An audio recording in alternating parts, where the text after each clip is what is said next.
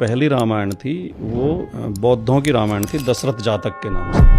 और उसमें कहानी ये आती है कि वाराणसी का एक राजा था जिसका नाम दशरथ था, अयोध्या का नहीं, वाराणसी का। और उसके दो बेटे थे, राम और लक्ष्मण, और एक बेटी थी सीता। यानी उसमें बहन बना दिया है। और उसकी कहानी केवल इतनी है कि उनकी रानी ने उनकी जो मुख्य रानी थी उसकी मृत्यु हो गई, तो उन्होंने दूसरी रानी को पटरानी बना दिया। तो उसने राजा से कहा कि मेरे बेटे को गद्दी मिलनी चाहिए आपके पास। तो दशरथ के दिमाग में आया कि ये गद्दी के लिए मेरे बेटे राम को मरवा भी सकती है। तो उन्होंने ज्योतिषियों को बुलाया और पूछा कि मेरी आयु कितनी शेष है। उन्होंने कहा आपकी आयु 12 वर्ष शेष है। उन्होंने राम से कहा कि तुम और लक्ष्मण दोनों हिमालय पर चले जाओ, वनवास नहीं, हिमालय, और 12 साल बाद आके राजगद्दी पे बैठ गए। तो वो दोनों चले गए और सीता भी उनके साथ चली गई। और दशरथ की मृत्यु 10 साल बाद हो गई। तो फिर उन्होंने जो मंत्री थे उनके, वो उन्हें लेने गए। तो राम ने ये कहा कि मेरे पिता ने मुझे 12 साल के लिए आदेश दिया था, मैं 12 साल बाद लाऊंगा। और वो 12 साल बाद आए और राजा बन गए और वहाँ रहने लगे। यहीं तक कहानी है उसमें ना रावण है ना हनुमान है।